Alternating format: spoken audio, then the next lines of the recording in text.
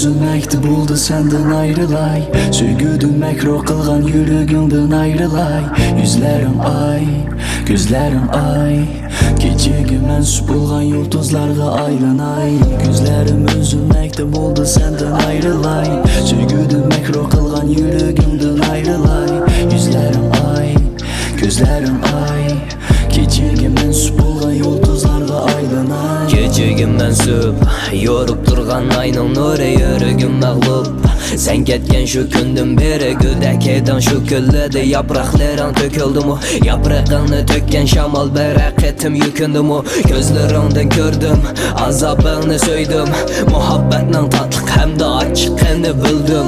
Kanat kalkan bəxt kuşu uçup ketdi aldıraplı. Söygüm sana da sıkınğandı yürküm kitemi partılaplı. Yenile kettin yenimden sen çıketgüm kiletti dinimden. Ben yüreğimni görgünen sefçi yalgan gülken çıktım işçinden. Hem boldu kıl hem de kılmıgın yalgan sözünü boldu kıl. Boldu kıl hem de gitip yalğız kalay boldu kıl.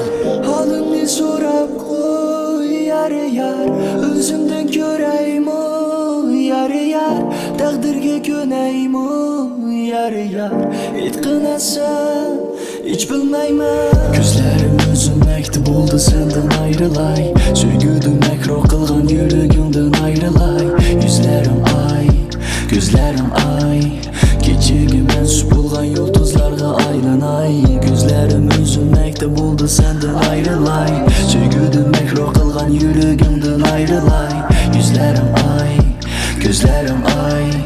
Gecege mensup bulgan yıldızlarga aylanay. Aslında bilsem başka da köngün söymsan zorlap nemi kılay. Koyup ettidin kolumni silkip kakşıma esilip nemi kılay. Tegişini kıldım ben ağçı bilsen artık esilip nemi kılay. Tiriştim margıcı tatlıs köngün yürgen esilip nemi kılay.